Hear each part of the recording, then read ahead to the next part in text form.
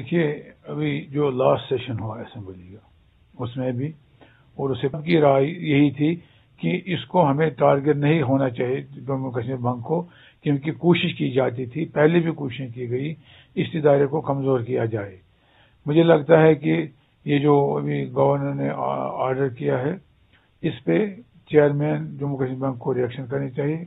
हमारी नज़र में वही है कि जब डॉक्टर साहब ने हमें रोका, कहा नहीं इसमें डिस्कस नहीं होना चाहिए, क्योंकि this is not in the interest of the bank.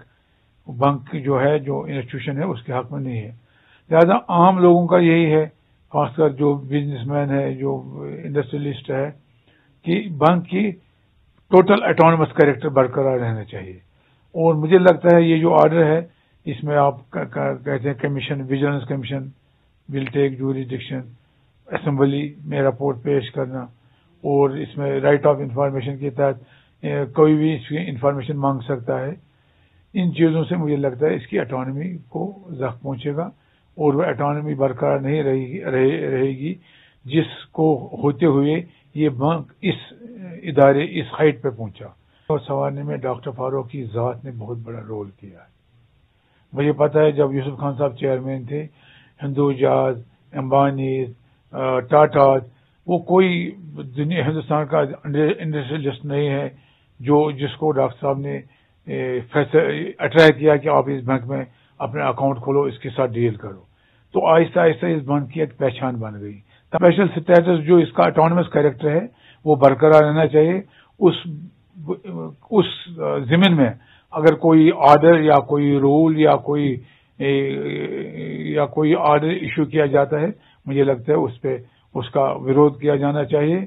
अगर वाकई वो ऑर्डर इसकी ऑटोनॉमी कैरेक्टर को मजबूत करता है, हम उसके साथ हैं। अगर नहीं करता है, हम उसके मुखालिफ।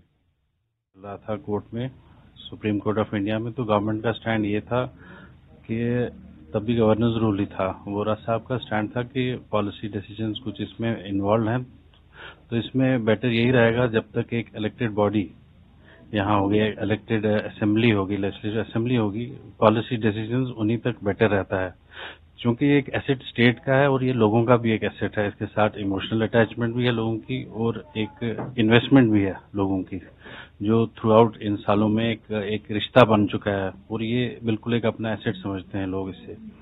सेकेंडली, ये अंडर आरबीआई इसमें सुपरविजन में था। पिछले दिनों भी आपने देखा होगा आरबीआई ने भी कुछ एक्शन ली थी बैंक के बारे में, और बाकी चीजें भी होती रहते हैं, और सीएजी के अंडर भी आता है।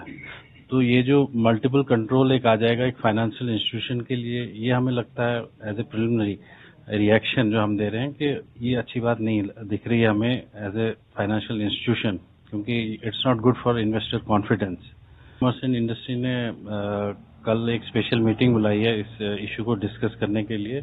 उसके बाद मुझे लगता है नेक्स्ट वीक में एक डिटेल्ड हमारा रिएक्शन इस पे निकलेगा, बाकी सारी कम्युनिटी से मशवरा करके और अपने जो एग्जीक्यूटिव इलेक्टेड बॉडी है उनसे मशवरा करके एक डिटेल्ड रिएक्शन हम देंगे बैंकिंग इशू पे। पहले गवर्नर इंतजामिया ने जो फैसला लिया है जम्मू कश्मीर बैंक के हवाले से, तो जम्मू कश्मीर बैंक का जो अपना जो ऑटोनॉमस कैरेक्टर था वो इससे मुतासिर होगा। ये जम्मू कश्मीर बैंक की जो खुद मुख्तारी थी वो इससे छीन गई है। तो हमारा गवर्नर इंतजामिया से यही मुतालबा रहेगा कि वो इस फैसले को वापस ले, क्योंकि जम्मू कश्मीर बैंक जो है ये यहाँ का एक सबसे बड़ा इंस्टीट्यूशन है नहीं यहाँ पे। तो अवामी सरकार की गैर मौजूदगी में ऐसे फैसले लेना जिसका असर जो है अवाम पे हो, तो मुझे लगता है कि ये सही बात नहीं है। गवर्नमेंट इंतजामिया को जो डेली जो इश्यूज हैं, यहाँ के मसाइल जो है उन पर कंसंट्रेट करना चाहिए।